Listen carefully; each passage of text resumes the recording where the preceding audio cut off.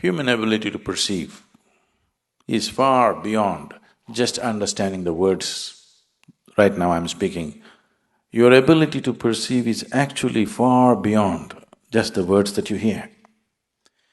But because the mind is trained right now, not only to hear and record, desperately trying to remember, note down,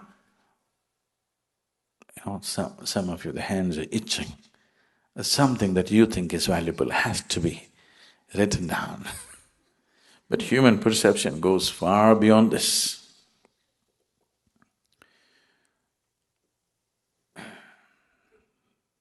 Recently I was just 4 days ago, I was in discussion with one of the top-level environmental scientists in this country, and we were just talking about it.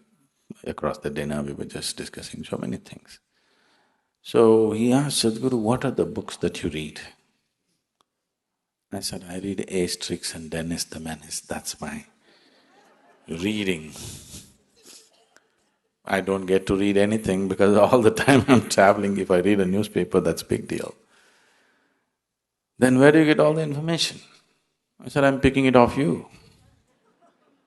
You did all the study, why should I go through it again? I don't open all those books. You're sitting here and I'm picking all the things and I'm talking about it. But where do you get all the technical words? I said, don't you have it in your brain right now? I can pick it off you, whatever I want. I won't go about studying all that nonsense because anyway, the jargon doesn't mean anything to me. Because human perception is way beyond that. That's why I'm going on telling you, just be with me, just be with me. If you can simply be with me, your ability to perceive this is far more than writing down every word of what is said. If you have all these words, you still won't know anything. Actually, shall I tell you the secret? Buy yourself an Oxford dictionary. Everything that I say is already there. No? You just have to arrange it. It doesn't get you anywhere that way. So to enhance perception is very important because only what you perceive you know. Rest is all stories and imagination, isn't it? What you perceive and you experientially know, that's all you know. Rest are just empty stories.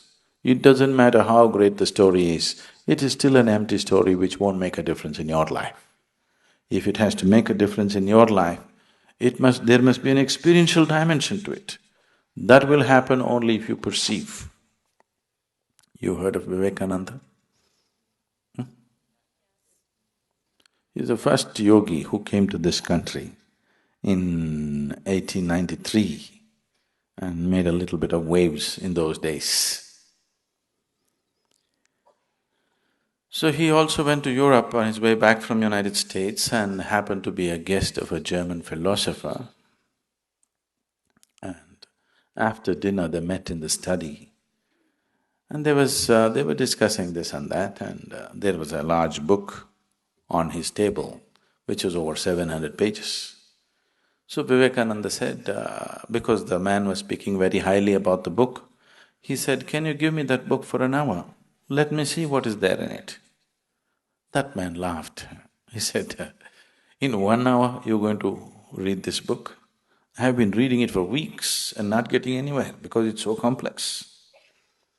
And that too, it's in German language. You don't even know the language. What will you do with it in an hour? Vivekananda said, you give it to me for an hour, let me see.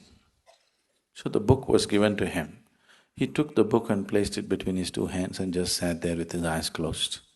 After 1 hour, he took the book and gave it to him and said, this doesn't have anything significant in it. That man thought, this is the peak of arrogance. You don't even open the book and you make a comment about the book, a book which is in a language that you do not know. So he was a little put off by this and he says, what is this nonsense? Vivekananda said, you ask me anything about the book, I'll tell you. Okay, in page 633, what is there? Verbatim, Vivekananda repeats. You ask any page, just number the page, he will tell you what is there word by word on every page. Then he asked, how is this? You didn't even open the book, how is this possible? He said, that's why they call me Vivekananda. Viveka means perception. His name is Narendra. His guru called him Vivekananda because of his ability to perceive. So he said, that's why I'm called Vivekananda. So perception of life is not… you cannot all process it through your logical mind. It doesn't work like that because logic will filter out so much of your life without which you cannot live.